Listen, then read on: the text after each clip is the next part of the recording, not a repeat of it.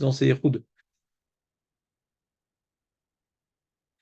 Donc, les amis, après ces petites remarques pertinentes de notre ami Jonathan Steren, le RIB 54 32 27 8, ouais, nous allons donc continuer euh, l'explication qui concerne donc la Megillat Esther. Et peut-être qu'on parlera donc de Purim, puisqu'il y a un lien quand même entre la Megillat Esther et Purim. Et peut-être même qu'on parlera d'Amalek, parce qu'il y a un lien aussi entre la Megillat Esther et Amalek. Mais avant de rentrer dans ce développement qui va être complètement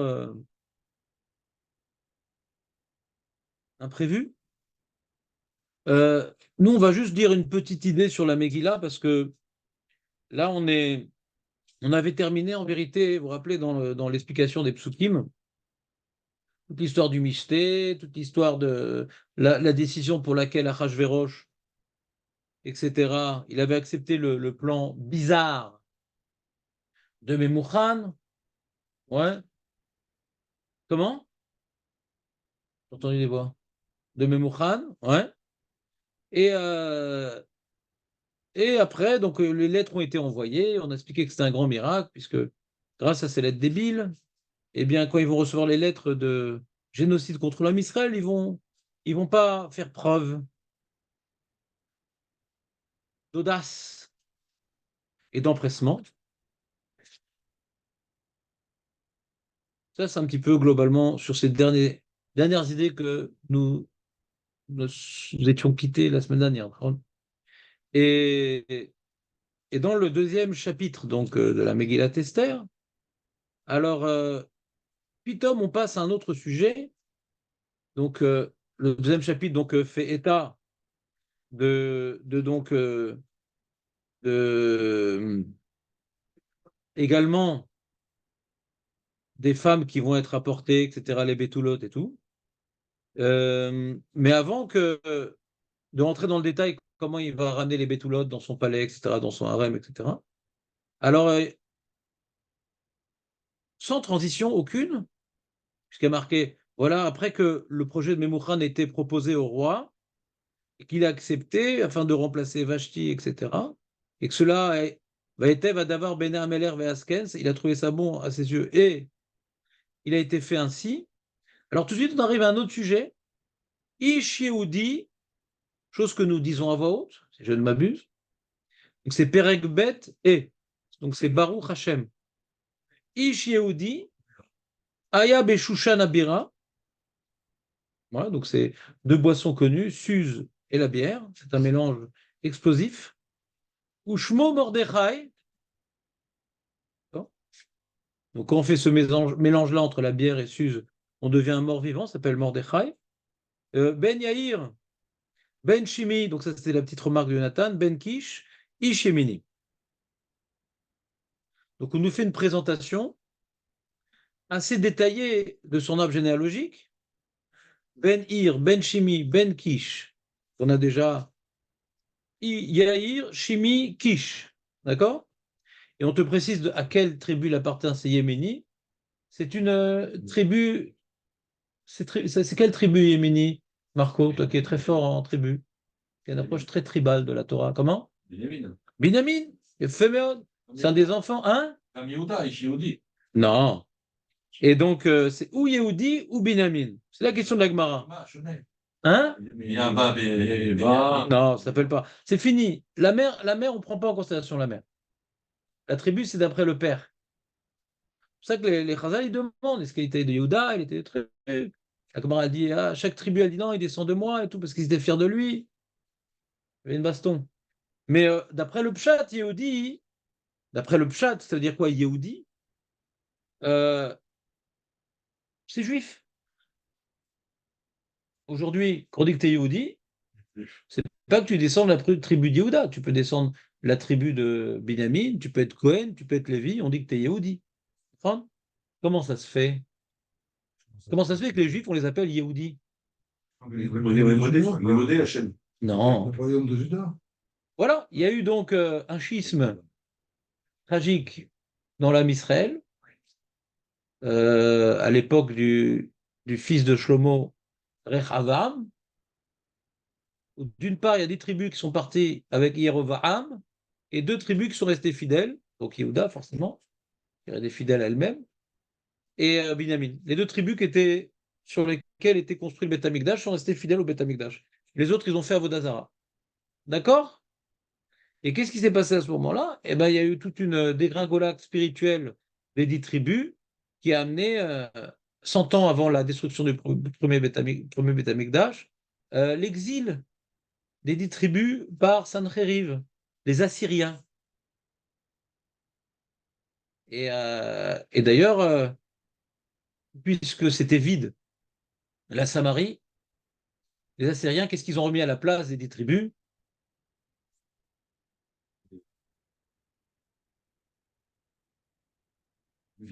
Hein? Ça c'est facile, Samaritain. Samaritain.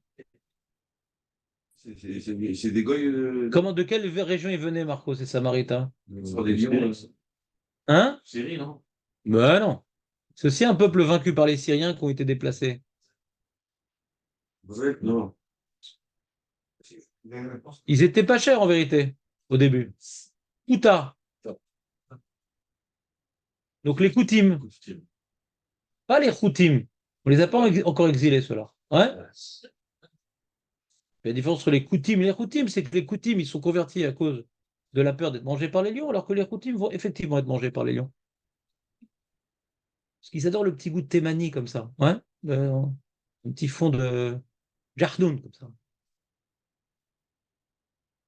Donc les Koutim, très très bien.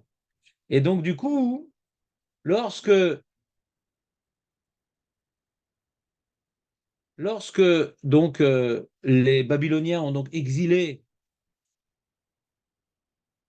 les tribus restantes, ces tribus-là s'appelaient Yehudim, puisque c'est ce qu'on appelle le royaume de Juda, même que Binyamin y était associé, mais ça s'appelait le royaume de Yehuda.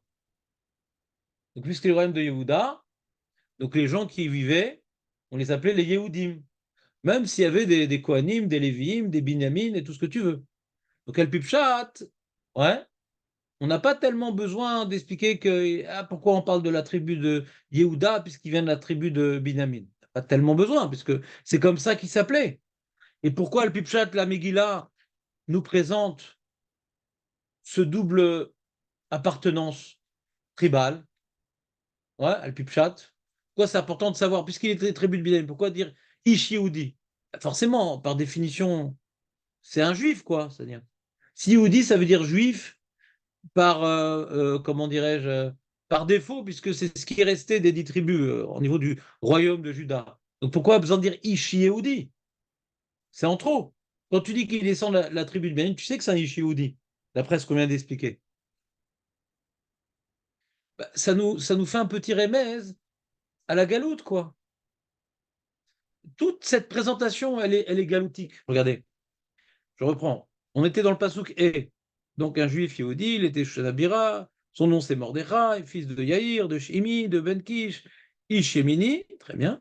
Asher Ogla, Mi Yerushalayim, Imagola, Asher Ogleta. Donc on voit il y a eu 3 Gaules déjà. T'as vu ou pas? Le Passouk il dit 3 Gaules. Attends, il y a 4, ouais, 4 Gaules, 4 Gaules, il y a Féméod. 4-0. Asher Ogla, 1-0. Mirushalayim, donc c'est Beta, ouais. Imagola, Asher Ogleta, on aurait pu dire Asher Ogla Mirushalayim Im directement, qui a été exilé de Jérusalem avec Yechania.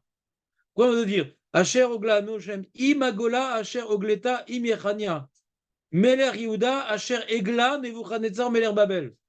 Moi, en résumé de français, en première, au bac de français, si j'avais écrit une phrase comme ça, c'est une phrase qu'on appelle éliminatoire. J'étais recalé. C'est lourd comme style. Ouais. Comment on aurait dû écrire ça correctement pour avoir tout au moins la moyenne? Ouais. Qui a donc été exilé de Yerushalayim, ouais, avec Yechania par Nebuchadnezzar. T'es d'accord, Dan, ou pas?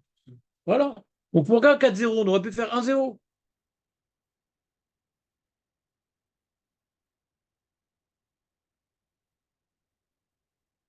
Donc ça, c'est les remarques, David. C'est intéressant ou pas? Bon, je te remercie, ça m'encourage pour la suite. Hein? Je l'avais jamais remarqué.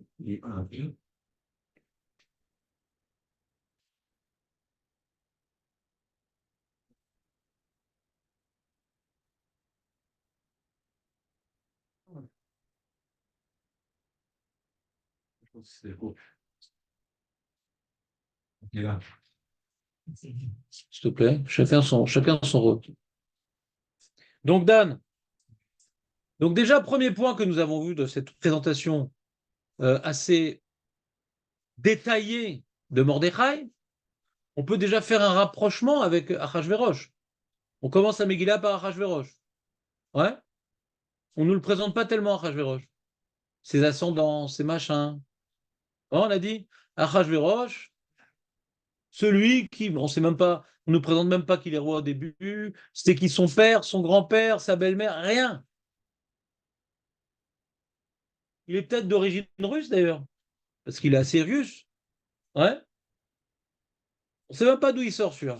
Alors, comme maintenant, donc la personne qu'on a présentée dans la Megillah pour l'instant, c'est Achashverosh. La deuxième personne qu'on présente, c'est Mordechai. Donc, on voit véritablement la différence. Un, il n'a pas de Havot. Et là, Mamash, il a des Havot.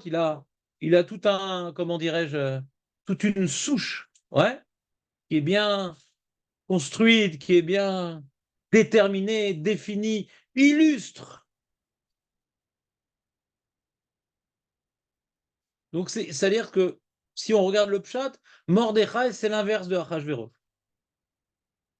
Mordechai, c'est pas celui qui cherche à régner, c'est pas celui qui cherche le pouvoir, ouais, c'est celui qui incarne la fidèle tradition de ses pères.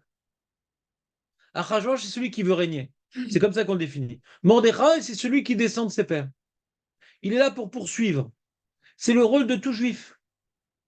Un juif, il ne doit pas chercher sa place dans la vie. Qu'est-ce que je vais faire pour ressortir, pour réussir? Qu'est-ce que je vais faire pour perpétuer mes pères?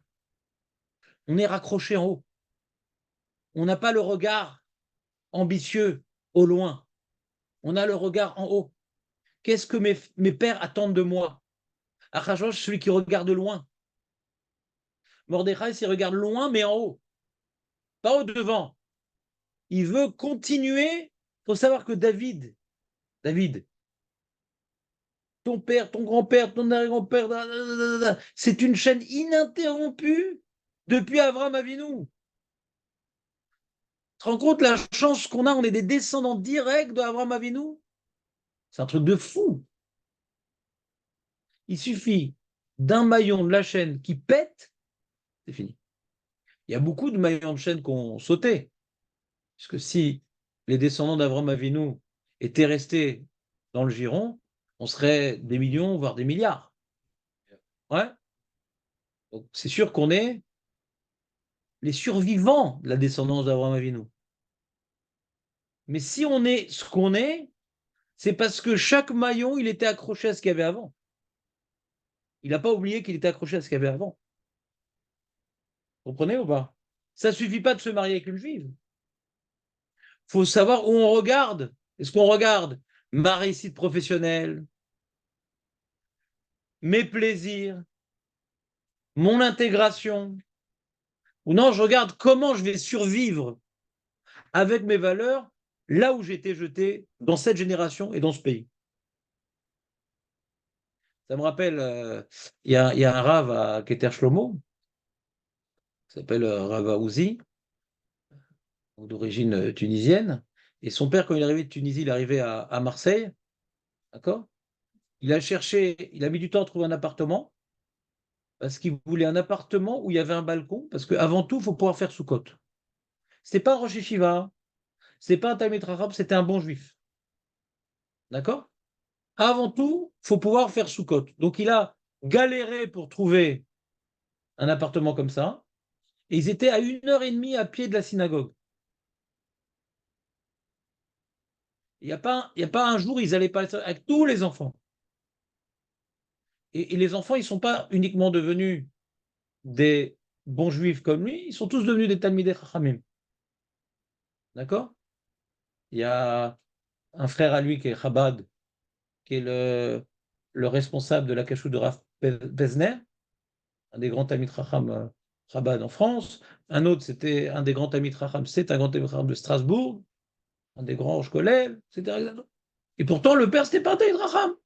Mais regardez en arrière, pas en France, comment on va s'en sortir, machin. C'est compliqué quand tu arrives de Tunisie, t'es paumé. Non, une souka. Donc tu regardes derrière, tu ne regardes pas devant. Quelqu'un vient en Israël, où il va aller? Où est-ce qu'il y a des chivotes? Où est-ce qu'il y a de bonnes cacheroutes? Où est-ce qu'il y a de bonnes influences? Pas où est-ce que j'ai trouvé du travail? Est-ce qu'il y a la plage? Combien ça coûte l'Arnona? Ça, on l'apprend de Yehuda. Quand il arrivait en Égypte, il a cherché un endroit d'établissement, Goshen, déconnecté des Égyptiens. Un juif, là où il arrive, il réfléchit comment je vais pouvoir accomplir, perpétuer mes valeurs, malgré, parce que c'est toujours malgré, l'endroit où je vais me retrouver. À chaque fois que tu te trouves dans un endroit nouveau, alors tu as toujours plein d'enjeux à accomplir, c'est compliqué, et la parnassa, et les enfants, et le truc, etc. Donc tu risques d'oublier ton passé, tes valeurs, le contrat, parce que quand maintenant tu es au Maroc, de génération en génération, continue pareil, tranquille. Puis Tom, on arrive en France, les Marocains, les Algériens, les Tunisiens, comme on est angoissé par la parnassa, par la truc, par le regard des gens, etc. Donc beaucoup qui étaient très religieux ont lâché. Parce qu'il y a de nouveaux enjeux, de nouveaux défis qui mettent au second plan les habitudes religieuses. Donc chaque galoute, c'est à chaque fois une sélection naturelle. Seuls ceux qui regardent derrière survivent à ce déplacement. Vous me suivez ou pas? Et Mordechai a survécu à ce déplacement. Parce qu'il vivait, Mordechai, comment il se vivait? Lui, il regardait tout le temps Ish Yehudi, Ben Yair, Ben Shimi, Ben Kish. Regarde la responsabilité par rapport à tous ces illustres ancêtres. Donc là où il tombait, peu importe, il ne regardait pas. Il pouvait tomber à Paris, ouais, il pouvait tomber en Perse, il pouvait tomber à Tunis, il pouvait tomber à Los Angeles ou à Las Vegas. Qui était mon père? Qui était mon grand-père? Qui était mon arrière-grand-père? Qu'est-ce qu'ils ont sacrifié pour rester et être ce qu'ils sont et qu'ils ont été? Je ne veux pas briser la chaîne.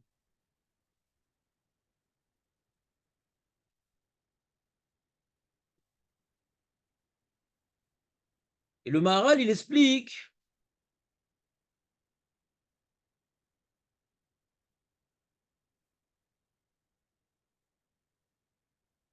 le Rashi, ce que je vous expliquais tout à l'heure, Yehudi, c'est Rashi.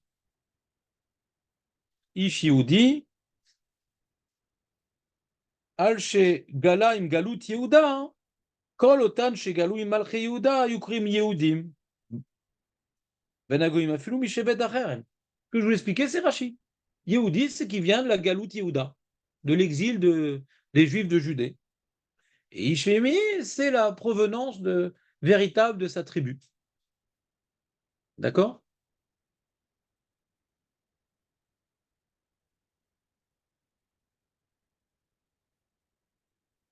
Maintenant, ce qui est intéressant, hein, c'est que Ishiodi, en réalité, c'est pas très intéressant, comme je l'ai dit. C'est en trop. On dit Ishiodi. Forcément, il est Yehudi. Si Yehudi, ça veut dire qu'il est juif, alors forcément, il est Yehudi.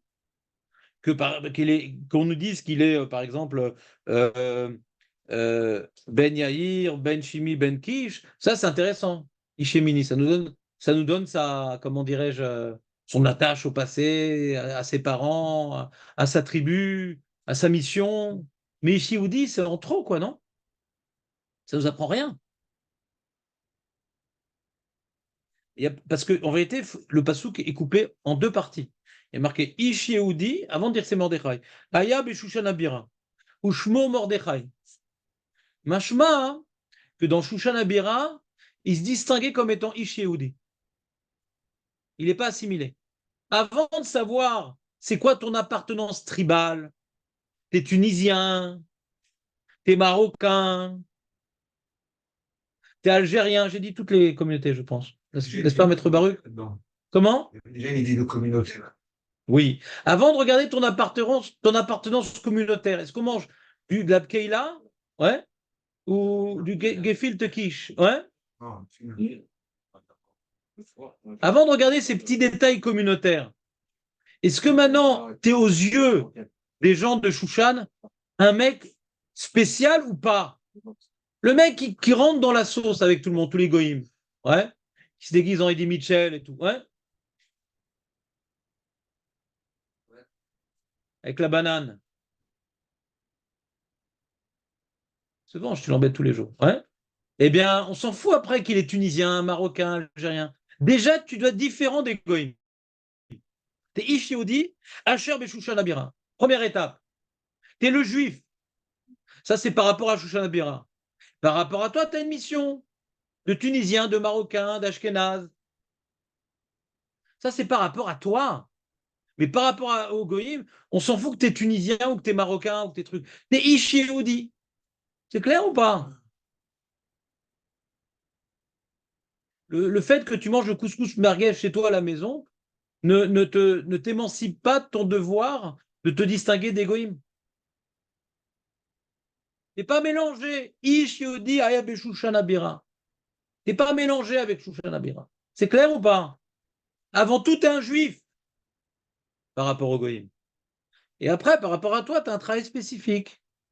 Les valeurs de mon père, c'était comme ça, je vais me battre pour les poursuivre, de mon grand-père. On appartient à une telle tribu qui a une mission bien spécifique. Ça, c'est pour moi. Pour les goïms, c'est je suis juif. Les goïms ne doivent pas savoir qu'il y a des Ashkenazim, des Sfaradim, des Marocains, des Tunisiens. Ils doivent savoir qu'il y a des gens bizarres et c'est nous. On est tous bizarres.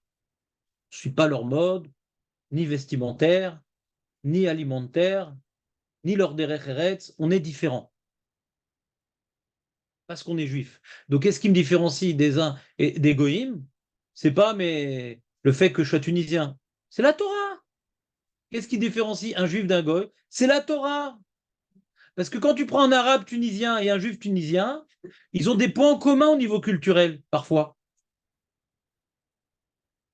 Ils sont tous retrouvés à Barbès, les arabes et les juifs. Ils allaient aux mêmes épiceries. Comment? La ville, c'est plus. Pardon, Belleville, je me trompais, Belleville, je voulais dire Belleville. Ouais. Il travaille là-bas. Oui, très bien, mais au niveau maintenant des épiceries, des machins, des trucs, c'était à Belleville. Ouais, c'était à Belleville. Mais qu'est-ce qui distinguait violemment ces deux communautés qui avaient les mêmes aliments et les mêmes façons de. Les Havdil, il y avait des différences. Mais globalement, on aurait pu les associer. Globalement, on aurait pu les associer.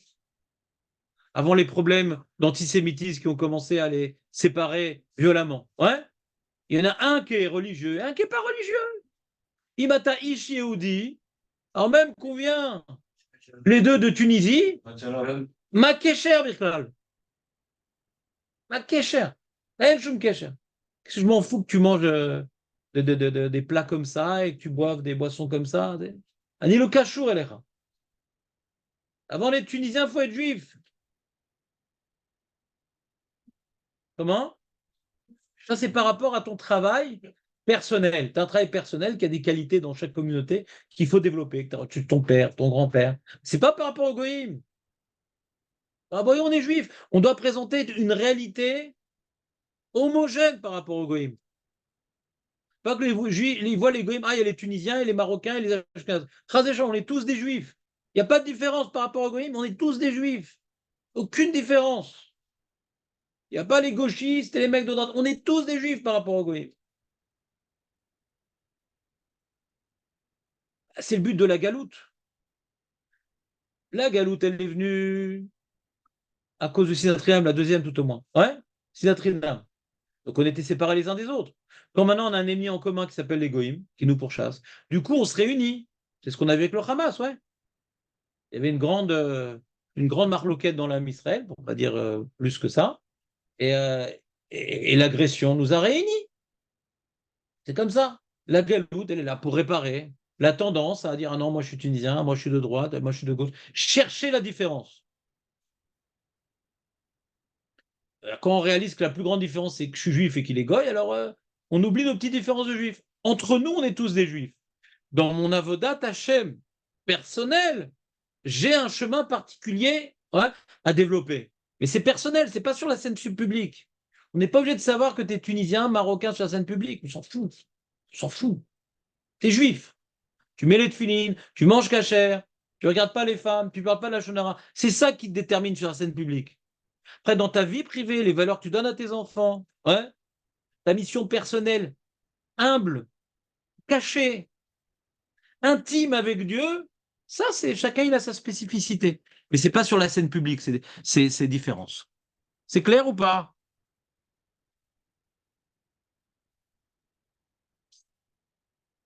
Parce qu'il ne se permet pas de voir.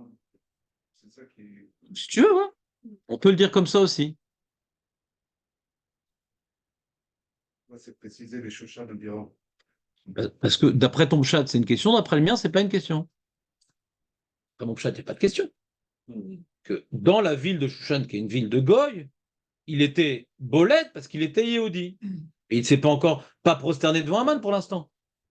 C'est anachronique, là. Là, on le découvre. Vous me suivez ou pas?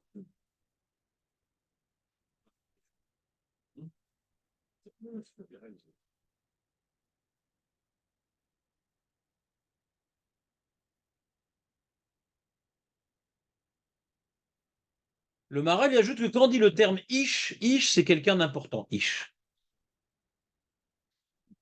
Il est marqué Vaïsh Moshe Anav. Et juste juif, c'était péjoratif. Mais pourquoi péjoratif? Non, mais dire, c'est un juif. Ouais, c'est pas il est juif par naissance. Ish Yehudi, c'est-à-dire c'est une personnalité importante qui est Yehudi. Comme Vaïsh Moshe Anav. Ish, ça veut dire une personnalité importante. On a vu ça dans Pirkei Avot, dans Khandan ou pas? Ish, ça veut dire personnalité importante. Ish Socho.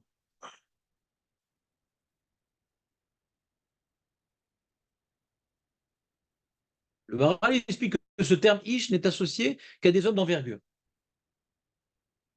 Donc quand on te dit Ish Yehudi Aya Beshushan Abira, donc c'était un juif fier de l'être. Un juif fier de l'être, qui incarne véritablement le combat pour rester juif. Et après, il s'appelle Mordechai, machin. Après, c'est des détails, mais avant tout, il est Ish Yehudi. Vous comprenez ce que je veux dire? Avant tout, il est Ish Yehudi. C'est un homme qui combat pour rester juif. C'est ça la définition. Et après, on rentre son petit nom, Mordechai, machin, truc. Ça, c'est des petits détails, c'est des rajouts. Mais le combat de rester juif, il est prioritaire.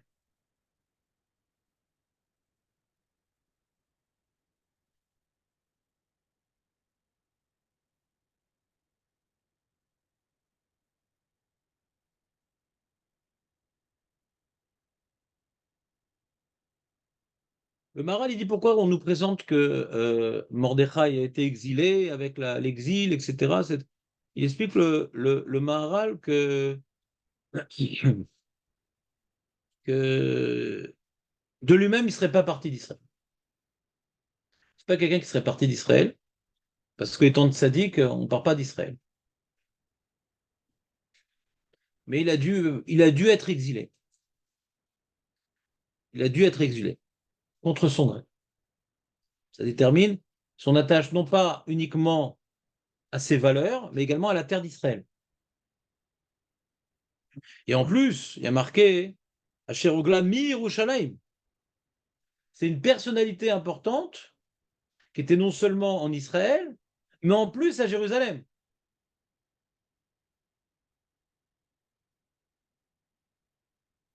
Il vivait à l'endroit du temple. On voit que c'est un homme qui était proche de l'essentiel. Non, c'est ce qu'il est aussi directement attaché au droit.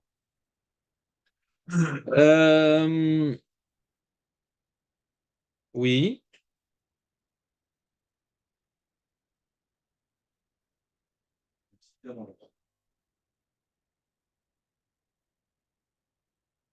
Il y a eu deux exils par Nebuchadnezzar. Premier exil où il a exilé la noblesse et les chachamim, et deuxième exil, le reste du peuple. Donc on voit qu'il faisait partie de l'élite. Puisqu'il a été exilé avec le roi Joachim, c'est-à-dire qu'il fait partie de l'élite.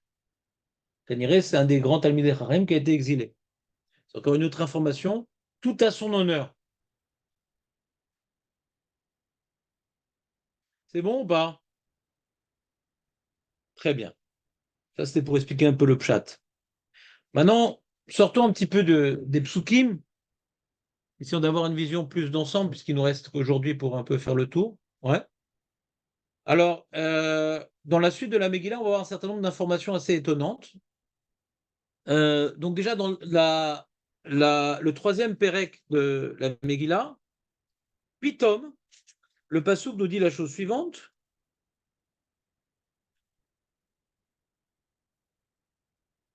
Achar adevarim haele, Gidal amelech Achashverosh et Haman. On ne sait pas pourquoi. Le roi a grandi Haman, Pitom. On ne sait pas pourquoi. D'accord. Ça n'a pas l'air de suivre le programme expliqué à l'origine de la Megillah, puisque à l'origine, on parle, il y a 7 ministres, il y a le roi, et Pitom, maintenant, il y a Haman qui remplace tout le monde. C'est comme si on est passé d'une monarchie parlementaire, ouais, à une dictature avec un sgan qui est Haman. Vous comprenez ou pas ce que je veux dire? Ouais, mais il a tous les pouvoirs, Haman. Parce que là, on voit qu'on se prosterne devant lui. Avant, on ne voit pas cette notion-là. Les sarim, ça peut être des formes de conseillers, ouais. T'as raison qu'il y a des sarim. On a besoin de gens qui faut bien déléguer. Mais cette notion maintenant que guider Haman et que tout le monde se prosterne, Makara, qu'est-ce qui a amené le roi de changer le système politique existant auparavant? Qu'est-ce qui s'est passé? Makara! David Makara! C'est bien Makara? Makara? Ah, tu sais pas Makara? Non. Non. Alors Kara, bah, juste avant, à la fin du périmètre, on voit, hein, il y a eu Bigtan Vateresh. Bigtan Vateresh ont voulu attenter à la vie du roi? D'accord ou pas? Oui. On ne sait pas exactement pourquoi. La Megillah ne nous dit pas pourquoi. Ouais. Et c'est important que la Megillah ne nous dise pas pourquoi. Ouais. Il y en a qui vont chercher des raisons et tout. J'ai écouté des intellos qui vont lui donner des raisons historiques, machin, bidon. Pourquoi bidon? Je vais expliquer. J'ai un combat particulier contre ces intellos. Ouais. C'est que des fois, tu as des gens qui s'appellent rabbins. Comme ça, leurs talmidim les appellent comme ça. Ouais. Et, et qu'est-ce qu'ils font? Ils ont une question dans la Megillah. Qu'est-ce qu'ils font pour répondre à la question? Ils vont voir dans les livres d'histoire. Qui c'était Achashverosh? Quelle était l'époque? Ah, Achashverosh Kaniré, c'était tel roi. À l'époque, il avait perdu un certain nombre de guerres. Et comme il a perdu un certain nombre de guerres, alors il y a eu beaucoup de morts. Et donc, comme il y a beaucoup de morts, alors Bigtan Vateresh fait partie des familles qui ont été touchées par les guerres. On en a marre de ce roi, il faut le remplacer. Pourquoi c'est des bêtises de dire une chose pareille? Ouais.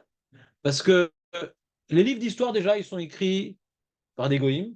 Et c'est souvent des outils politiques. On ne sait pas ce qui s'est vraiment passé. Les livres d'histoire, ce n'est pas un appui sérieux, les livres d'histoire. C'est un outil politique avant tout.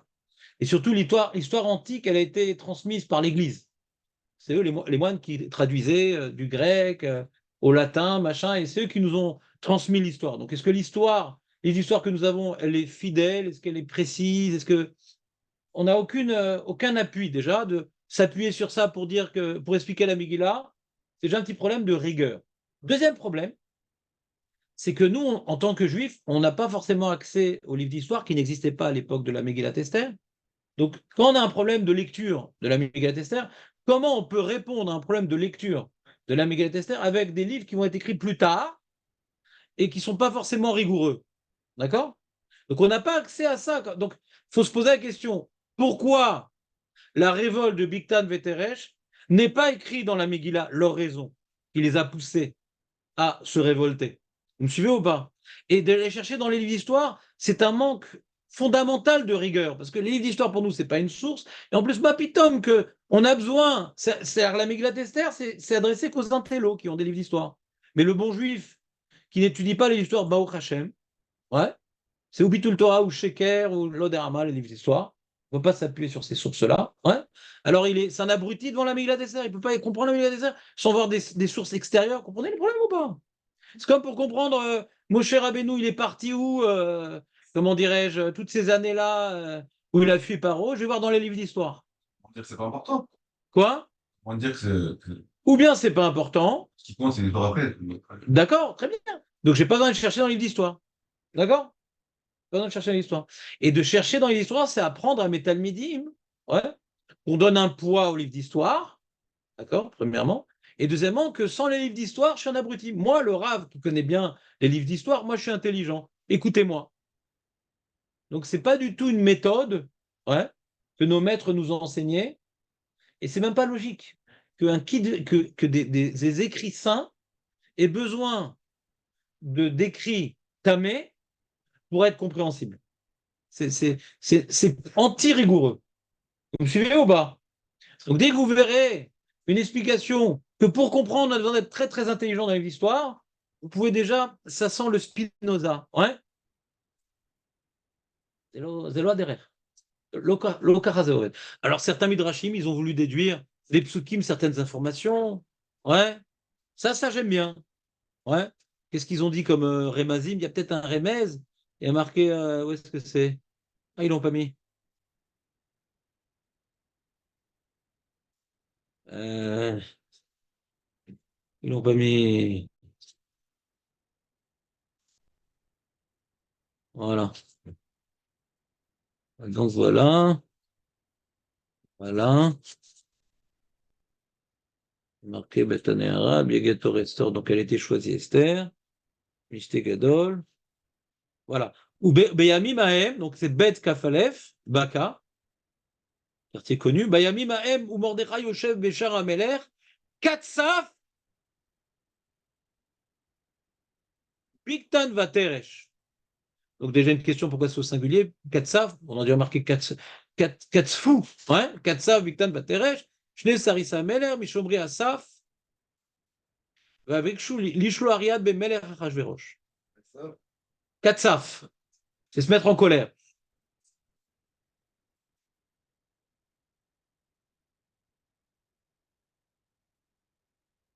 On a une histoire un peu. Alors, qu'est-ce qu'a écrit le Bayami, même Mordechai Yoshev Béchar Améler. Donc, El Pipchat, c'est-à-dire quoi? Pipchat, à cette époque-là, Mordechai, il était au Char Améler, et c'est pour ça qu'il a pu entendre leur rébellion. Ça, c'est le Pshat. Et le Midrash, il veut dire okay, que Yoshev Béchar Améler, c'est-à-dire qu'il était nommé à un poste honorifique, puisque les Batédinim, ils étaient Béchar Améler, donc il est devenu une sommité dans la cour royale.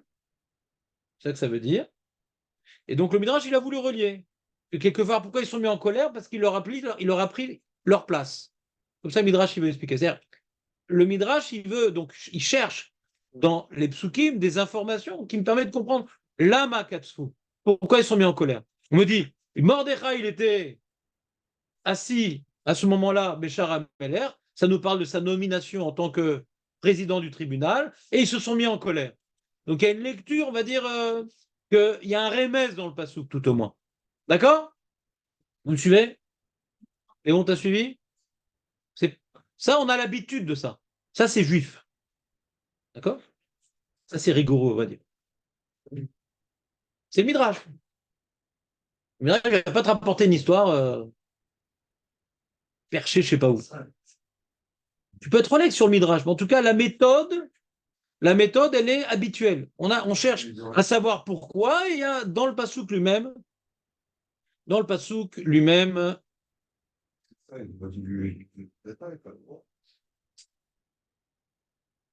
si c'est ça, ils auraient voulu éliminer Mordechai et pas le roi. Très bonne question. Ouais. Mais Kaniré, comme ils ont été repoussés du pouvoir par le roi, même si on élimine Mordechai, il y en a d'autres qui vont être mis à la place de Mordechai. Mais pas eux.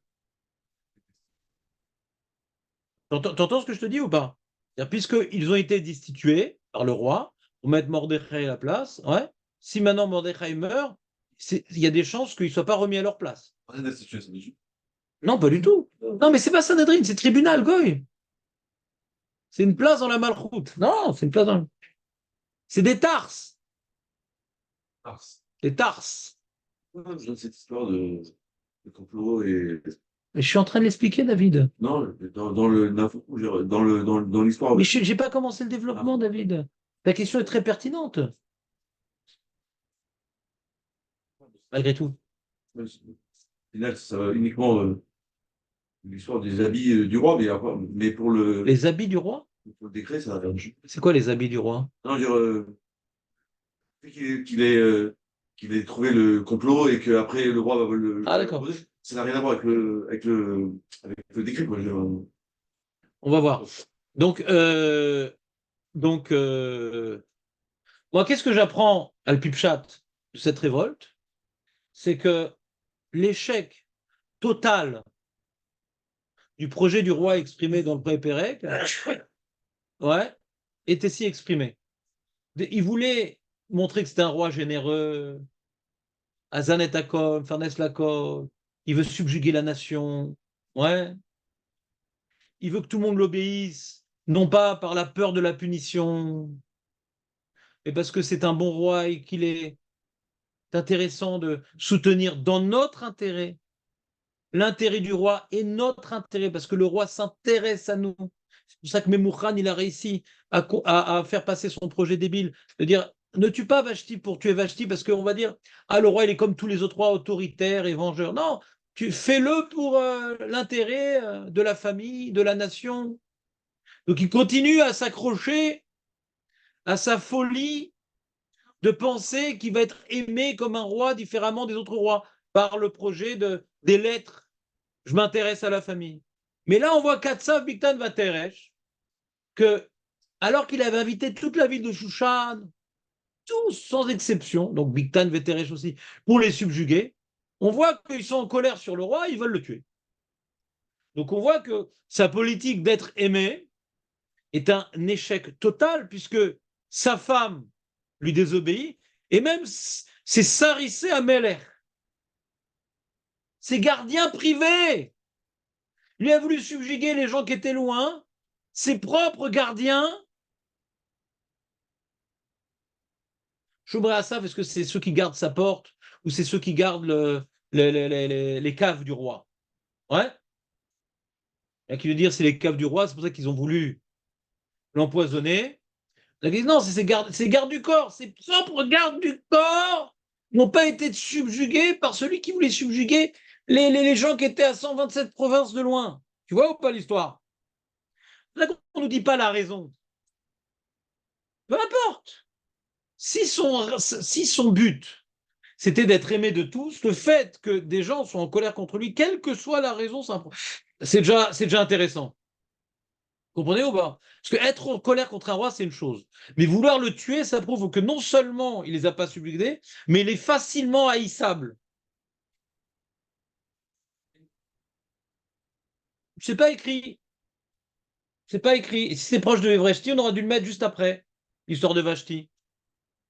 Ouais? Même si c'est deux parmi 36 ou 40, le team qu'il avait, Ouais. deux parmi ça, c'est. Bah, peu importe. Peu importe. Que la Megillah nous le raconte, c'est pour nous source d'information, ouais, de voir que son projet est zéro. Donc, Rajouach, il a compris. Il a compris, bon, je suis complètement planté. Si c'était moi qui avais écrit la Megillah Esther, j'aurais effacé le premier Pérec. Je suis complètement planté. La bonne vieille technique du roi méchant et dictatorial, il n'y a que ça de vrai. On m'aimera jamais. Comment je peux gouverner ma nation? Ouais, par la peur, le châtiment, la menace, la punition. Ça ne marche que comme ça, les amis. Vous verrez, quand vous serez au pouvoir, vous allez commencer. Zarma. On revient toujours à ça. Apparemment, ça marche chez Poutine. Vadaï, le seul pouvoir fort ouais, en Europe aujourd'hui, c'est Poutine. Tous les autres, c'est des chiffres molles. Suivent le peuple. Poutine, il fait ce qu'il veut. C'est un vrai gouvernant, Poutine. Bah ouais, ils veulent pas mourir, ils savent que tout est noté. Ça, c'est tout celui qui veut pas. Ah là là. C'est pas Poutine, c'est Raspoutine. Ouais. Il a la race de Poutine. Ouais. T'as compris ou pas?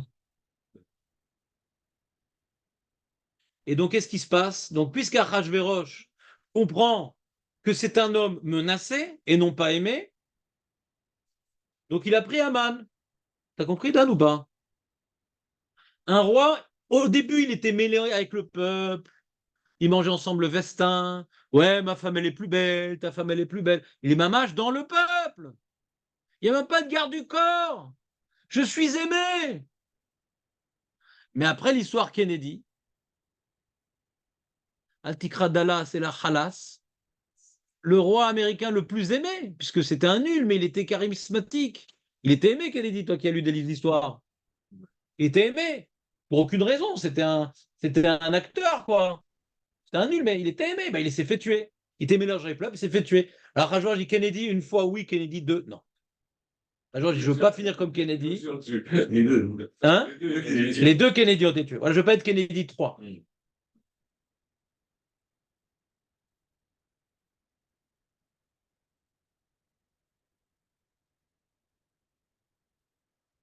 Et donc, je vais prendre quelqu'un qui va s'occuper du pouvoir, d'accord? Il remplace le roi quelque part, et moi, je reste dans mon harem, tranquille. Plus personne n'a accès à moi. Il devient le roi intouchable. Il s'enferme dans son harem, il s'enferme dans sa chambre privée. Personne ne peut y rentrer. Celui qui rentre sans avoir été condamné est convoqué et condamné à mort. L'inverse du michté. La personne ne peut le rapprocher sans avoir été convié. Sinon, il est condamné à mort. Vous voyez pas l'inverse avec le début? Donc son plan maintenant, c'est Aman, il s'occupe de tout. Tiens, je te passe ma bague, mon truc. Moi, je vais aller nulle part. Parce que quand tu es chef de pouvoir, tu dois aller des fois à l'armée. Je veux aller nulle part. Je m'enferme. Il y a les bunkers. Comme Saddam Hussein. Tu connais Saddam Hussein? Tu connais ou pas le. Comme il s'appelait Saddam, il avait sa femme.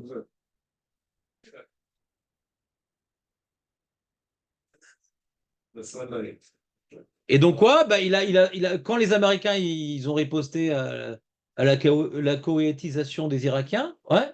Alors, bah, Yarad les bunkers, il a pris, je sais plus comment il s'appelait, Aziz ou je sais pas quoi, pour mener les affrontements. Mais lui, ça, il est déconnecté, c'est fini. C'est dans le bunker. Vous me suivez ou pas? Alors pareil, le roi dit, prends plus de risques. J'ai pas de preuves. Du midrash, du truc. Ça, c'est un chidou, j'ai vu dans certains acharonim, ouais.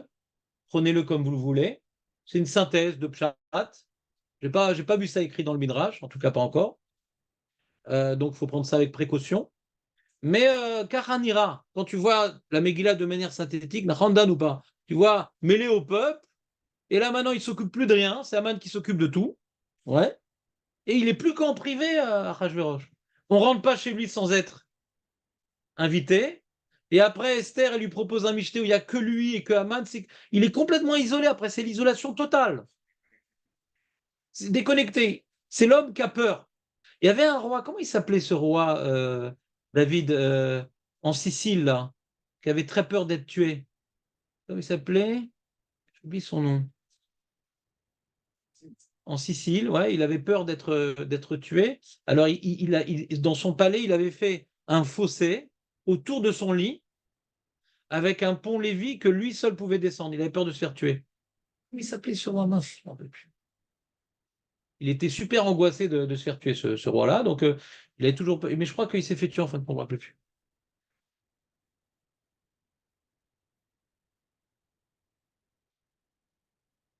Un de ses liens.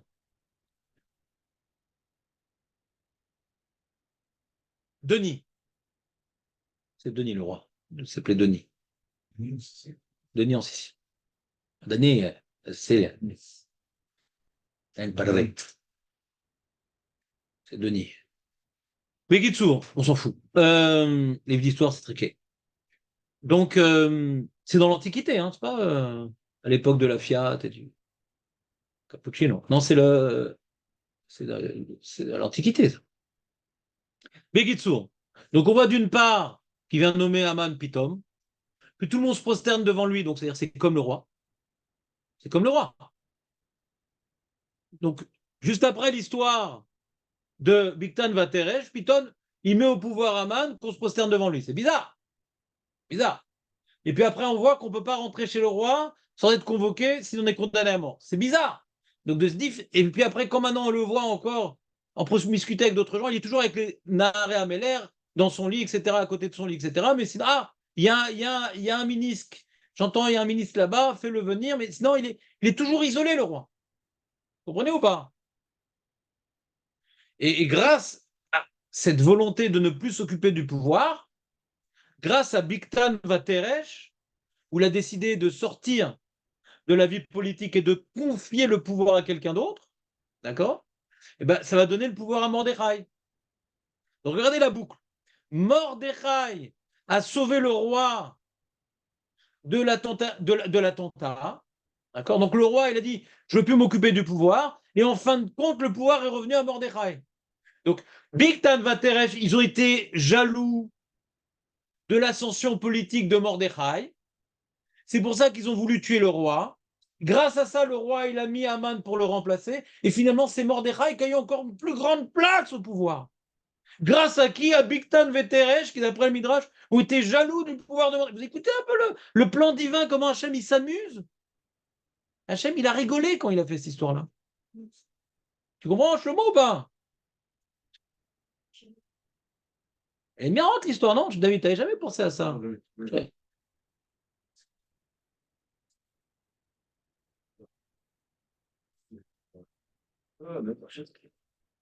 Ça amplifie le miracle le fait que la Roche a pris Haman pour se protéger, et qu'il ait décidé de tuer du jour au lendemain. Ça amplifie le miracle. Alors, David dit une chose très intéressante, mais c'est pas la première fois. David, il dit, puisque le but de Haman, c'est de remplacer le roi pour pas qu'il soit menacé. Ouais, d'accord? Il veut pas être menacé, donc il a pris Haman. Comme maintenant, Esther, elle invite Haman et le roi au premier michté. Le roi dit, qu'est-ce qui se passe ça? Déjà, bon, il est avec tout seul avec Haman et Esther, qu'est-ce qui se passe? Pourquoi elle s'est mise en danger? Déjà, il a pu se poser une question. Je vous dis un truc que je n'ai pas vu dans le Midrash, mais elle a pu se poser une question. Le roi dit, comment elle est arrivée jusqu'ici, Esther? Il y a des gardes, il y a des trucs. Si maintenant, on ne peut pas rentrer chez le roi sans être ordonné, donc Caniré, il y a des gardes. Il y a des gardes. Comment elle est rentrée jusque là-bas? Alors les Midrashim nous expliquent qu'il y avait des malachim, des trucs. C'est un est qu'elle soit arrivée jusque là-bas. Et le roi dit, comment elle a pu rentrer là-bas? Comment elle a pu rentrer là-bas? Il est étonné, qu'est-ce qu'elle fait là, Esther? Bon, alors il y a eu un miracle, il voulait la tuer, mais l'ange lui a tourné la tête. Ouais, il y a eu un miracle là-bas aussi. Et qu'est-ce qui s'est passé? Elle lui a dit, alors il était sous le charme, ouais, de Esther la verte. Et les Arabes, ils ont une petite faiblesse pour le vert, vous avez remarqué ou pas? Ouais. Non, mais les Perses, c'est pas des Arabes. Donc, ça n'a rien à voir, les Arabes et les Perses, ça n'a rien à voir. Leur partie. C'est la même race. Ouais, c'est couleur persil, Chazak. Ah, je te remercie, là. Ouais, c'est un grand moment de Torah, là, qu'on a vécu ensemble. Ah, faut que je la ressorte. C'est une toute nouvelle, moi qui jamais je suis surpris par des blagues. Là, tu m'as eu. Couleur persil. Ah, elle est belle, celle-là. On peut partir, c'est bon, j'ai eu mon compte. On continue. Donc, comment elle a pu rentrer celle-là? Et qu'est-ce qu'elle dit? Elle dit, je voudrais faire un michté avec toi et Aman. Oh là là. Peut-être il s'est dit, je vous dis, peut-être c'est faux ce que je dis. Euh, Peut-être c'est Aman qui l'a fait rentrer. Peut-être Aman, il veut faire un coup d'État. Comment elle a pu rentrer? Comment elle a pu rentrer, Esther? Qui c'est qui a tous les pouvoirs? C'est Aman. Ron? Et elle veut faire un michté avec Aman? Oh là là. Et on voit dans le michté, il n'y a pas de garde du corps, il n'y a rien. Ils sont mamaches en huis clos. Et comme par hasard, après le premier michté, non, il était sous le charme d'Esther, donc il laisse l'histoire se défiler devant lui. Il n'a pas voulu tuer. Alors c'est marrant, ça c'est un S, parce que Vashti, il l'a tué. Après l'Agban, on a vu qu'il l'a tué, ouais. Parce qu'elle n'a pas voulu venir. D'accord? Et Esther qui est venue, alors c'est condamnable à mort, il l'a pas tué, c'est l'inverse. Vous voyez le naforou ou pas?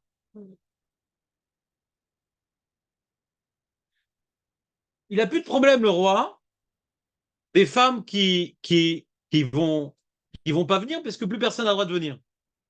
Il est tranquille. Il a fait une xéra, plus personne ne peut venir. D'accord? Sauf si je leur donnais. Donc ça lui rappelle Vashti. Ouais. Tu veux venir chez moi? Maintenant, c'est pas quand tu veux. C'est uniquement quand j'ai ordonné. Comme ça forme un peu les femmes. Vashti, elle allait quand elle voulait. Et là, j'ai pas envie. On prenait ou pas? Elle était libre. Non, la femme, elle sait que c'est une chance pour elle de venir quand elle a été ordonnée. D'accord? Donc quand le roi l'appelle, elle va venir.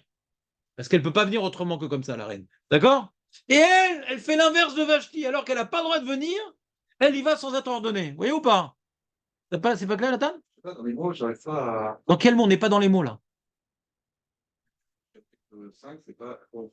Elle était dans la cour du roi, il l'a appelé. C'est pas elle. Tu n'es pas du tout dans le même sujet, mon ami. C'est pas Esther, là-bas. Il appelle Aman, là-bas. Il appelle Aman. תלבש אסתר מלכות תעמוד בחצר בית המלך, פנימי. נוכח בית המלך, והמלך יושב על כיסא מלכותו בבית המלכות, נוכח בית הבית, ויקרבות המלך את אסתר. Comment elle la voit? Si elle n'est pas rentrée dans la pièce, comment elle la voit? Dans le חצר. Mais non. D'accord, très bien. Très bonne question. En tout cas, la réponse, c'est qu'elle est rentrée. Hein? C'est qu'elle est venue. Elle est rentrée dans son Khatser. Elle n'a pas le droit d'entrer dans son Khatser. S'il la voit, comment il la voit? Comment il la voit? Mais personne n'a le droit. Il n'y a pas de porte dans le temps. Mais c'est ce qu'elle a dit. Attends, vous n'avez pas lu la Megillah l'année dernière? C'est ce que Esther, elle a dit à Mordechai. Elle dit, il faut que tu interviennes. Mais je ne peux pas. Si le roi ne m'a pas convié, je ne peux pas venir. Ça, on l'a vu déjà avant. C'est au péril de ma vie. Et donc, en décrétant les 3 jours de jeûne, elle se permet d'y aller. Mais sinon, on ne peut pas y aller. D'accord? Comment elle arrive jusque là-bas? C'est miraculeux. Comment il ne la tue pas? C'est miraculeux. Parce que il devrait t'embêter, le roi. À chaque fois, ma reine, elle fait l'inverse. Quand je dis de venir, elle vient pas. Quand je dis de pas venir, elle vient. Le verbe venir m'énerve, dit le roi. Dans le positif ou dans le négatif, il marche pas avec moi, le verbe venir. Pas venir, elle vient pas. Vénère. Mais quel est le devenir du roi?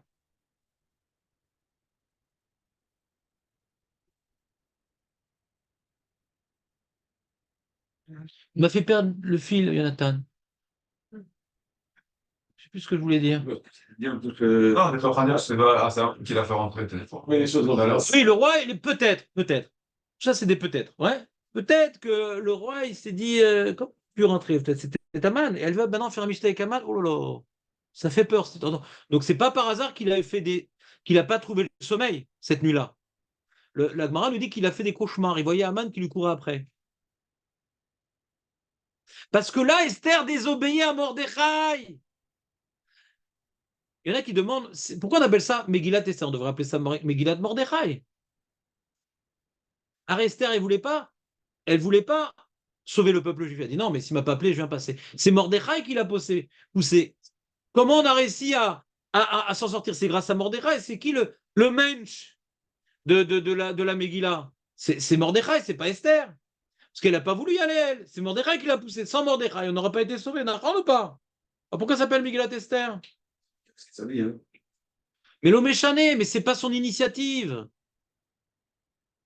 Tu comprends la question, hein, José, ou pas?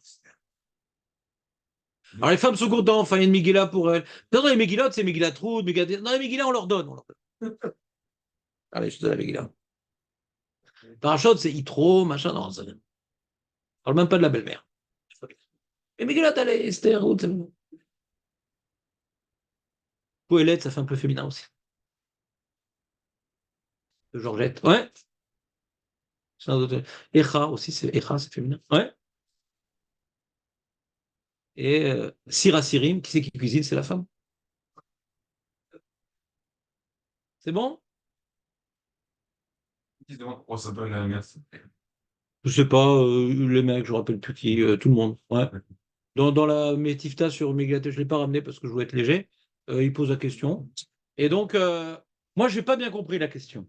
Que pour moi, la réponse est évidente. Parce que quand tu lis le Pshat et que Mordechai, il vient chez Esther et qu'il lui dit il faut intervenir, ah, je peux pas, mais il faut, si c'est pas toi, ça va être quelqu'un d'autre, parce que l'âme Israël est éternel. Toi, tu as crevé comme les autres, mais t'inquiète pas, l'âme Israël, il va être sauvé. Donc, soit tu es celui qui sauve l'âme Israël, ou soit tu vas partir avec les autres. Tu n'es qu'un pion. Ne crois pas qu'on a besoin de toi. Hachem, il peut sauver l'âme Israël sans toi. Si déjà tu es là, c'est toi qui dois faire quelque chose. Elle a compris le message. Et alors là, elle prend les initiatives. Parce que comme Mordechai lui est venu la voir, elle dit tu dois aller devant le roi, les tranen pleurnicher. Elle refuse. Après, ah, d'accord, très bien, j'accepte. Donc, elle décide. Faites 3 jours de jeûne, c'est pas Mordechai, c'est elle qui décide. D'accord. Et quand elle vient devant le roi, elle lui pleure pas à ses pieds. Pas comme il a dit Mordechai. Elle ne suit pas l'ordre de Mordechai. Elle dit viens, on fait un michté avec Aman. C'est pas le projet de Mordechai. Ce n'est pas le projet de Mordechai. C'est l'idée de Esther. Une idée géniale. C'est une idée géniale. Parce que pour attiser la jalousie du roi, de se mettre en danger pour inviter Aman et qu'on soit uniquement tous les trois ensemble, sans rien, son garde du corps et tout, c'est la chose qui va angoisser le roi. Pourquoi elle met sa vie en danger? Pour ça, comment elle est venue jusqu'à moi? Pourquoi Aman? Qu'est-ce qu'il fout là? Celui-là, je ne lui ai pas donné assez déjà. Il faut encore plus de cavode. Elle savait qu'il n'allait pas devoir. Non, elle a voulu provoquer, ouais, une jalousie du roi. Deuxième fois, tu Et donc, je veux demain encore. Donc, le roi, il attend, il comprend pas pourquoi elle est venue comme ça en mettant sa ville en péril. Au premier fichetin, elle a dit alors. Allez, prends encore un peu à boire. Alors. Non, non, prends encore. En plus, elle était en jeûne, elle buvait pas, elle mangeait pas, peut-être s'empoisonner, l'odeur. Elle est jeûnée, ouais. Alors, à la fin du mystère, alors, Esther, nous. Il dit, ouais, alors est-ce qu'on peut faire un deuxième mystère encore avec Aman? Non? Quoi, tout ça pour ça? On va en faire encore 187 jours? Faut que je renouvelle ma cave. Ma cave, encore demain? Bah oui, et je te dirai demain. Ouh là là, t'imagines si t'étais à Rajvoraj, tu te poses pas des questions là? Elle s'est mise en danger pour un michté. Et demain, Baccarat. Baccarat. Et pourquoi Aman encore? Baccarat. Donc il a fait un cauchemar que Aman lui courait après pour le tuer. Et comme maintenant il n'arrive pas à dormir, ouais, il voit Pitom que dans les chroniques, ah, j'ai pas, il s'est demandé une question, qu'est-ce qui se passe et tout, et machin, et il tombe sur l'histoire de Mandrin qu'on n'a pas récompensé. Ah bon, d'accord, très bien, récompensé. Ça me permet de dormir mieux. Et il y a quelqu'un dans le Ratser. Ouais, amène-moi quelqu'un, un ministre dans le Ratser, il amène et tout. Ah, c'est Aman. Ah, très très bien. Ah, tiens, qu'est-ce qu'il fait là ici? Qu'est-ce qu'il fait là ici? Bizarre. Si tôt. Bizarre, qu'est-ce qu'il fait là ici? Ça fait peur un peu, non? Aman qui est là et tout. Qu'est-ce qu'il fait là ici? Les eunuques qui sont là, ouais. Qu'est-ce qu'il fait là ici, si tôt? Ouais. Aussitôt arrive Aman et qu'est-ce qui se passe? Alors il lui demande, pas par hasard, il le teste un peu. Dis-moi, j'aimerais récompenser quelqu'un d'important et tout. Comment je peux le récompenser? Ah ouais, il dit, ah, récompenser? Quelqu'un d'important, qui ça peut être? Pardon, ça peut être. avec personne. Hein? C'est contact avec personne. Bah oui, il connaît personne, il est en contact avec personne, qui ça peut être de récompenser? C'est moi! Et qu'est-ce qu'il demande dans la récompense? Il veut que cette personne-là soit sur le cheval du roi, que personne ne monte. La couronne du roi! Comment ça, il veut la couronne du roi? Ce qu'on appelle un lapsus révélateur. C'est quoi la couronne du roi? Est-ce qu'il a besoin de la couronne du roi? Lui, il a compris, il n'est pas bête, le roi. Que Haman, il pense que c'est lui. Il voulait le tester, justement. D'accord? Et, et comment dirais-je? Donc, déjà, ses soupçons sont de plus en plus fondés. D'accord? Mais il comptait peut-être au deuxième Michelet de tuer et Esther et Haman. Elle pensait qu'elle était de complot avec Haman. D'accord? Mais quand au deuxième Michelet, à la fin du Michelet, elle dit Haman, il veut nous tuer, etc., etc. Donc, il voit qu'ils ne sont pas du tout en complot parce qu'elle est menacée par Haman. Donc c'est impossible qu'elle complote avec lui. Donc il dit, attends, il veut tuer Aman, le Mordechai que je voulais récompenser, ma reine, en vérité, qui a voulu me sauver la vie. Parce qu'en faisant ce Michelet-là, c'est pour me sauver la vie. Elle s'est mise en danger. Elle s'est mise en danger là, pour pouvoir, ouais, qu'on invite Aman et qu'on le dévoile et qu'on le tue. Elle s'est mise en danger pour moi, mais c'est beau. Mordechai s'est mis en danger pour moi et c'est un juif. Esther nous dévoile plutôt qu'elle est juive, elle s'est mise en danger pour moi. Hein? Ouais, c'est bon. Elle est venue devant le roi sans avoir été conviée pour dénoncer Aman en fin de compte. Ouais, bah, Quoi? Mais non, t'as raison. Mais lui, il pense qu'Aman veut le tuer. Il veut tuer le roi, dans sa tête. ah, c'est Barbara ce qu'il pensait, Bah, quoi. ouais. Le roi, il l'a vu parce qu'il veut la couronne, etc. Donc il voit que Aman, c'est l'homme dangereux. Il a quand même fait le michté. Il a quand même fait le michté. Que Pitom rentre Harbona. Donc c'est plus tellement un. Il y a que Harbona, il avait l'oreille à la porte à ce moment-là. T'entends ou pas? Et déjà, il attend peut-être un coup d'État au deuxième michté. T'entends ou pas? Comment Harbona, il rentre tout seul sans avoir été convié? Comment c'est possible? Comment il rentre Pitom dans Michter Harbona? Et l'autre qu'il avait mis là-bas à la porte Harbona pour écouter ce qui se passait, est rentré. Il a entendu maintenant Haman. Regarde, en plus, ce Haman-là, il a fait une potence pour Mordechai. Quoi, Mordechai qui voulait me sauver? Truc. Vous voyez pas l'histoire un peu? Pas trop. C'est pour ça aussi que c'était un peu immédiat sur la couleur du roi. Si ça avait été assez mieux, quoi, ça serait expliqué peut-être qu'il doit. C'est un Choliot. peu sous la colère du roi qu'on vit. Parce que moi, C'est possible. C'est si à ce possible. moment-là, il vient direct, comme ça, on le. Non, t'as raison. Mais quoi qu'il advienne, C'est du miracle, je pense. Vadaï, le roi, il peut toujours changer d'avis. Après, si maintenant celui que j'ai nommé comme roi, je le tue aussi, après, il va réfléchir peut-être à ses projets politiques. Mais maintenant, sur le coup, il voit que Haman, c'est un homme dangereux. Déjà, il veut la couronne. Ensuite, ouais, comment dirais-je, il semble, au début, il avait tout un projet contre Haman, qui s'est révélé être faux, parce que c'est sûrement pas Haman qui a fait rentrer Esther là-bas. Mais en tout cas, dans l'alcool, et comme tu dis, dans l'immédiacité de sa condamnation à mort, il avait encore l'idée que Haman, il veut le tuer, c'est lui qui a fait pénétrer Esther. Ouais. Et maintenant, alors, il n'a pas fait le lien Esther, celle qui. Il est sourd un peu. D'accord?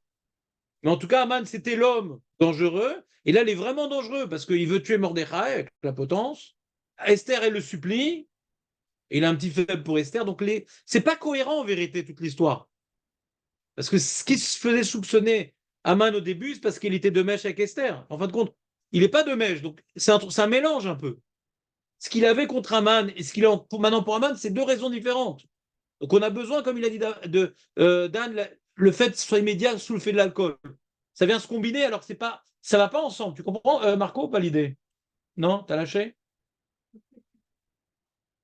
À quel moment? Au moment où j'ai dit elle avait couleur persil? À quel moment t'as lâché, Marco? Ah, non, bah, il a dit, là, il était rentré tout de suite. Ah. Mais c'est ta faute, Non, t'as pas dit. on a perdu Marco. T'as démarqué Marco. T'as compris l'histoire un peu, David, ou pas? C'était c'était pas du tout visible.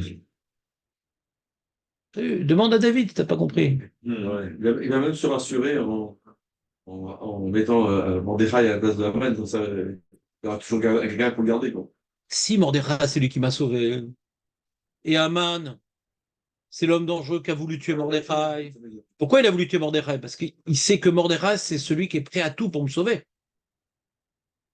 Pourquoi Haman, il a fait une potence pour Mordechai? Mordechai s'est avéré mon sauveur, d'accord?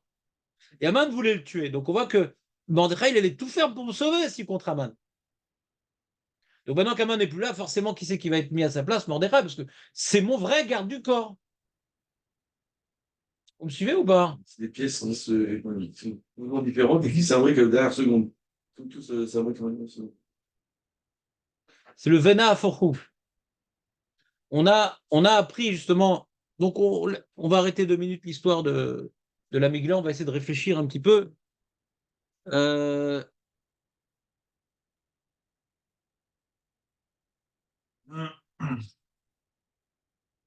Purim, c'est une fête très importante, Purim.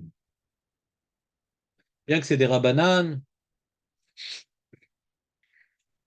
C'est très important. Pourquoi? Parce que grâce au miracle de Purim, le Ham Israël a décidé de recevoir de bon cœur la Torah, ce qui n'avait pas été le cas auparavant. C'est la Gemara dans Shabbat d'Af Pechet. Ils ont reçu la Torah au Har Sinaï, Be'ira, Bekfia, un petit peu, de manière conditionnelle. Ils voulaient rentrer en Eretz Israël, recevoir la Torah. Ils ont compris qu'avec quelques jours, c'est donnant-donnant. On a un maître auquel on est soumis, le maître du monde. Et il faut obéir. Si on n'obéit pas, on est puni. Si on obéit, on a une récompense. Donc, ce n'était pas tellement vécu comme une subordination qui est dans notre intérêt. On a vu ça comme on est passé de Paro à Kadosh Baruch Hu. Alors, c'est vrai qu'il ne nous demande pas de construire des pyramides, des trucs. Il ne vient pas tuer nos enfants. C'est pas comme Paro. Mais malgré tout, on a été habitué à une certaine subordination à un pouvoir fort. Et là, maintenant, on a un autre pouvoir fort, le Melech HaOlam. Et donc, on est ses ambassadeurs, on est ses représentants, on a une certaine mission pour le représenter au monde. On a été pris un peu de force. D'ailleurs, 4/5 de nos frères qui n'ont pas accepté de sortir ont été tués. Donc, il y a quand même une épée de Damoclès au-dessus de la tête du Ham Israël. Et quand on a reçu la Torah, il y avait encore une fois la montagne au-dessus de nos têtes. Donc, c'était difficile. Et c'est pour ça qu'on voit qu'ils sont réfractaires. Ils sont réfractaires. La première fois, on voit une véritable volonté de s'émanciper de leur subordination à Dieu, c'est lorsqu'ils étaient en route, juste avant la Tachana de Har Sinaï, juste avant de recevoir la Torah, pitom, ils se plaignent, on n'a pas d'eau. Ils se plaignent, on n'a pas d'eau. Berefidim, on n'a pas d'eau. Le Rambam nous fait remarquer, il n'y a pas marqué on a soif. C'est-à-dire qu'ils n'avaient pas encore soif, mais ils ont calculé, ça va nous manquer d'eau. Faut déjà, donc ils se sont révoltés à l'avance. Maintenant, on n'a pas d'eau. Soma Amin, Hachem va donner l'eau, qu'il n'y en aura plus. Non, pourquoi il n'y a pas d'eau? Si tu ne nous donnes pas d'eau, on ne continue pas. Ils font un contrat avec Dieu. Parce que de cet événement, Shlomo, la Torah nous apprend un enseignement, l'eau tenassou et Hachem. C'est un issour de la Torah, l'eau tenassou. C'est quoi être menacé et Hachem? C'est mettre au défi Dieu. Si tu me donnes de l'eau, je t'obéis. Tu ne me donnes pas d'eau, je n'obéis pas. Ça s'appelle les nations d'Hachem. Un mec, par exemple, il est en train de faire faillite, le Allénou. Il a une maladie, le Allénou. Il vient de recevoir un message que sa belle-mère va vivre chez lui pendant 2 ans, le Allénou. Ouais, toutes sortes d'événements, tous comparables, de la même gravité. Et, il va dire comme ça, Hachem, il va au cocktail, ouais, il va au cocktail, il dit Hachem, si tu fais que je ne fais pas faillite, ou que je guérisse, ouais, ou que ma belle-mère, elle trouve mon frère, qu'elle ne savait pas qu'elle avait un autre enfant et qu'elle va chez lui, ouais, Hachem éternellement, je prends sur moi de recevoir Shabbat 10 minutes avant l'heure et je ne mange plus rabbanout et j'arrête de regarder les femmes et je Internet, je le filme. Mamache, un bon juif. Et, et sinon, bah, je continue. Hein, euh, euh, euh, belle-mère. Même possible. Là, on a passé la mère, mais pas la belle-mère. On a transgressé sur de la Torah. Ça s'appelle le Ténassou. Faire des conditions Hachem sur l'accomplissement de devoirs, tu dois faire les mitzvot, que tu veuilles ou pas, que tu es content ou pas. Tu fais la Gada de Pesser, Bessimra ou Beit Lavut, même au milieu du ghetto de Varsovie sous les bombes. Haine. C'est pas en fonction de ce que je donne, tu fais les mitzvot, tu les fais, Nekuda. Donc on voit ici qu'ils cherchent à conditionner leur subordination. C'est pour pouvoir s'ils ne donnent pas d'eau, on est libre. Donc ils veulent enlever les mitzvot qui sont pour eux un fardeau. D'accord? Ou contre fardeau. Qu'est-ce qui vient juste après? Amalek. D'accord? Amalek. Et c'est très spécial l'histoire d'Amalek parce que, alors que Dieu il intervenait de manière directe, il a fait la guerre pour nous, il n'y avait que des miracles, etc., etc. Pour la guerre d'Amalek, c'est pas Moshe qui mène la guerre, déjà. Non, c'est tout un Moshe qui s'occupe de tout. Hein. Là, il y a une parenthèse, c'est pas Moshe qui s'en occupe. Maman. Moshe il reste de côté. avec son bâton, qui avait fait tous les miracles. Ouais.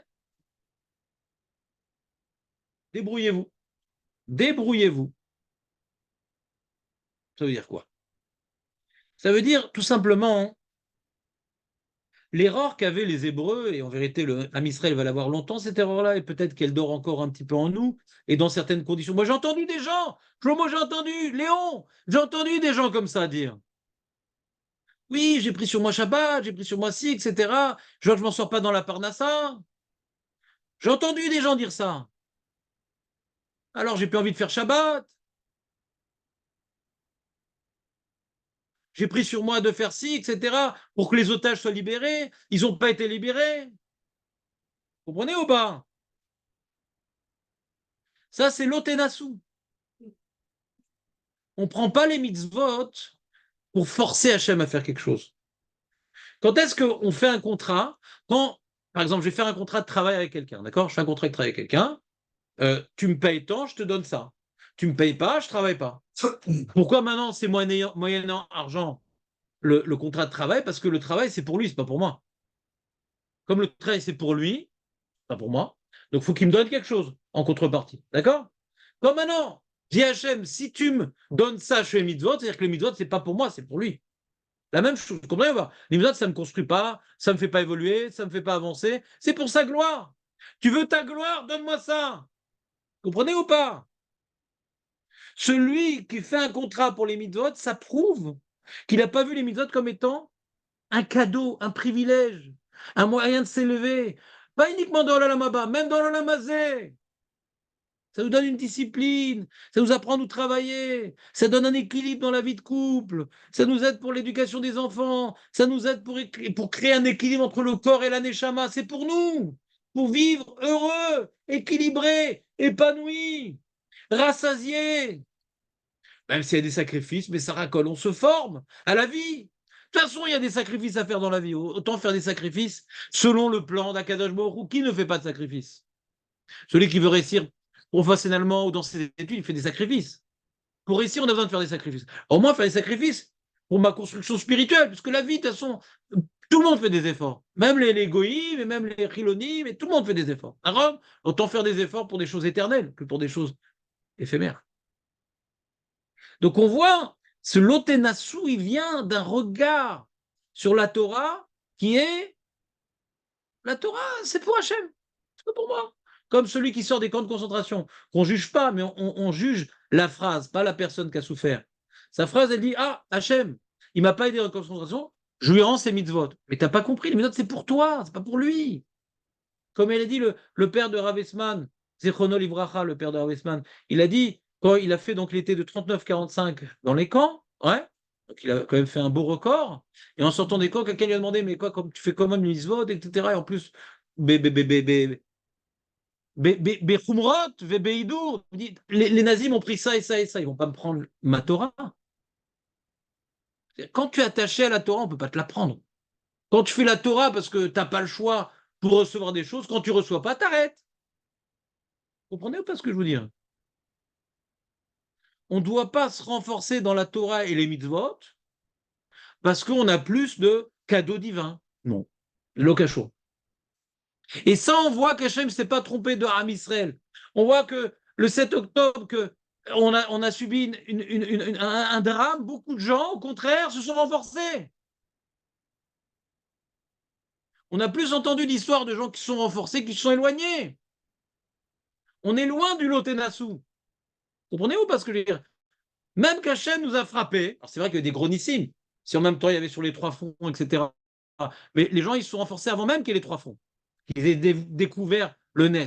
Ouais. On voit les goïms. Tu vois, on leur a donné la mitzvah de la souka à la fin des temps. Ah, ils n'ont pas pu la faire, donne un coup de pied.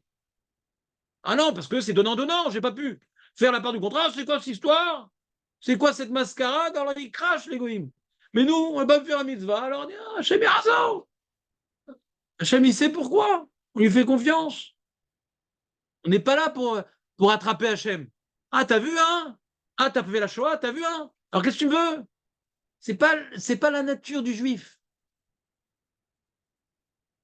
Chaque juif qui est honnête avec lui-même, il sait qu'il a des fautes. Et quand il arrive quelque chose, il le mérite.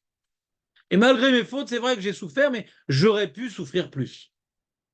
Donc merci Hachem, même dans l'épreuve, tu sais ce que tu fais, tu me fais avancer dans la direction qui est adaptée à ma destinée. Merci beaucoup Hachem.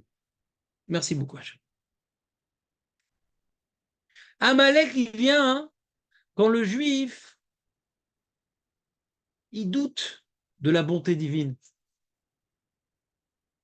Dieu, c'est pas comme Paro, travaille pour moi comme un autre roi, travaille pour moi, je te paierai. Tout ce qu'il demande de travailler, c'est pour nous. C'est comme un père qui demande à son fils de bien étudier dans ses études. Et le gosse, il veut se promener, il veut fumer, il veut s'amuser, le père, il le punit.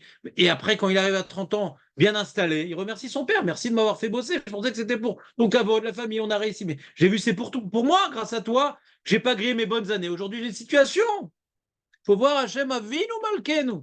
Avant Malkenu, Avinu. Amalek, il vient hein, quand on est loin d'Akadosh Baruch Hu. On est loin. Il y a marqué dans le pasouk de l'Otenasu, ouais, Haïm Hashem, Haïm Yesh Hashem Bekirbenu. Est-ce que Hashem, il est parmi nous? C'est quoi cette idée-là? Attends, t'as pas vu les miracles en Égypte? Comment on peut dire est-ce que Hashem est parmi nous? T'as pas vu les miracles en Égypte?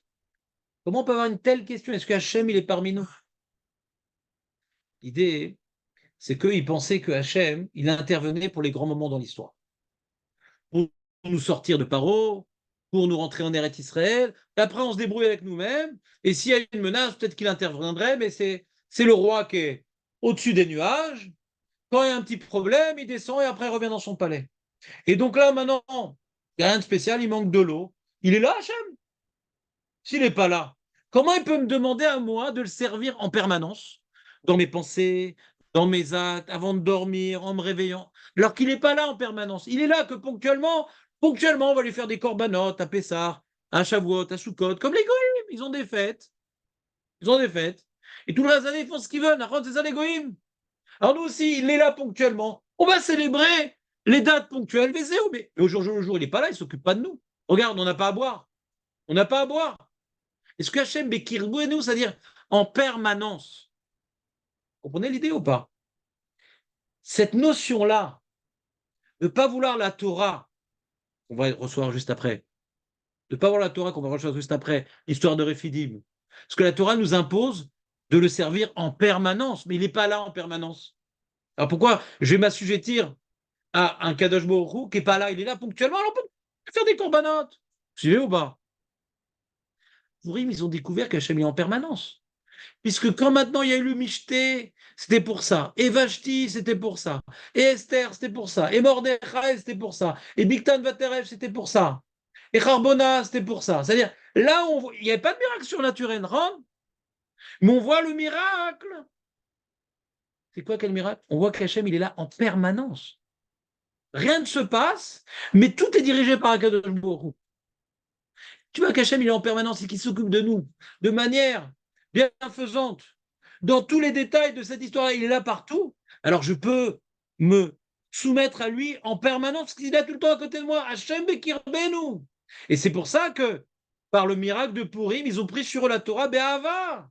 Si Hachem est tout le temps à côté de moi, alors, il est tout le temps en train de me construire, tout le temps en train de me faire avancer. Et de quelle manière? Par la Torah. Donc, j'ai pas peur de faire Shabbat pour la Parnassa. J'ai pas peur de pas serrer la main à la patronne. J'ai pas peur de. Il est là en permanence. Donc, tous les sacrifices que ça me demande dans ma vie professionnelle, dans ma vie privée, dans mes plaisirs, il est là. Il m'accompagne. J'ai peur d'aucune épreuve. Il est là.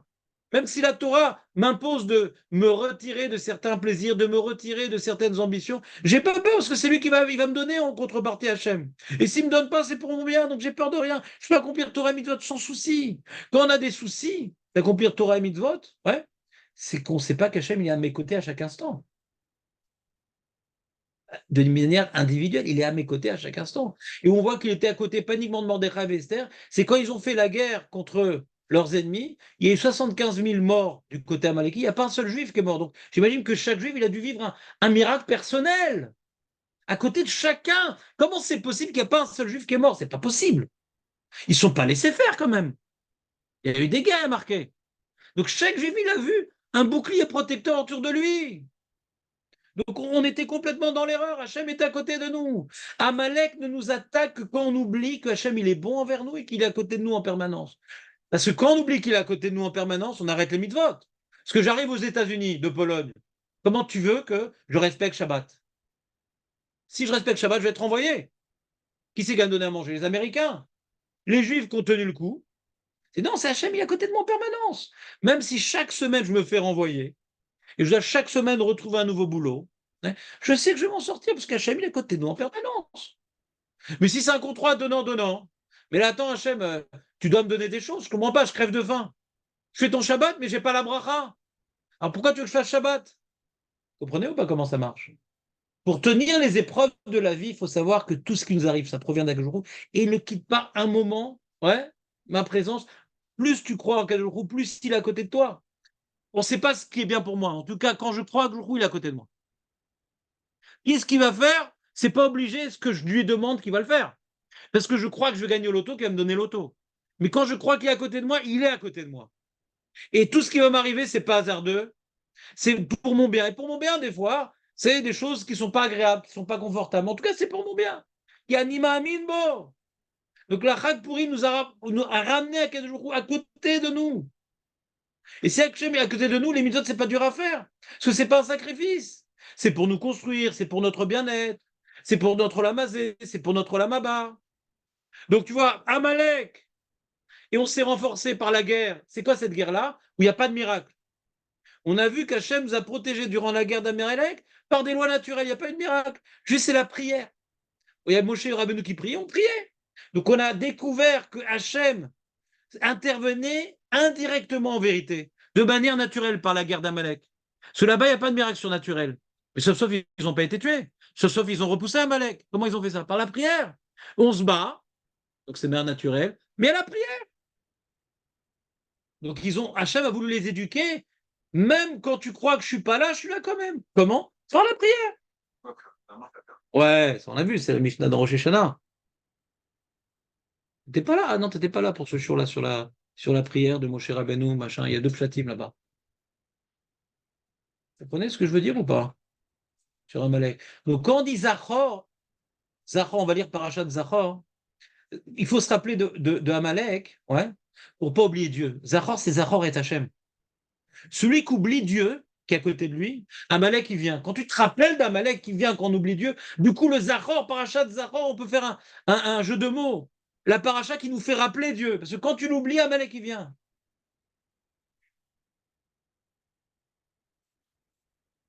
C'est clair ou pas, les amis? N'oublions pas, dans nos épreuves personnelles, Hachem est à côté de nous à chaque instant. Tout ce qui nous arrive, c'est pour le bien. Cette idée-là, c'est l'acquisition que Purim nous donne chaque année. On croit que tout se passe mal, c'est pour le bien. C'est toute l'histoire de Purim. Velena Aforou. Dans notre vie aussi, il y a des éléments qui semblent être négatifs, c'est pour le bien. Et même si de notre vivant jusqu'à 120 ans, on n'a pas vu comment c'est pour le bien, on est persuadé que c'est pour le bien. Donc les mitzvot, ça ne nous dérange pas. On va pas les mettre sur la table des conditions. Non, les mitzvot, c'est rien à voir. Je fais les mitzvot parce que c'est pour mon bien. Et même si dans ma vie professionnelle et dans ma santé et dans mes expériences, ça semble ne pas être positif, tout ça, c'est pour le bien. Ça, c'est pour qui nous a renforcé. Mais quand j'oublie qu'Hachem est à côté de moi à chaque instant, Amalek, il intervient. Amalek, il intervient. Ne donnons pas une force à Amalek. Très simple, tu te rappelles d'Hachem, Amalek, il est détruit automatiquement. Ezrat Hashem, chez Niskei.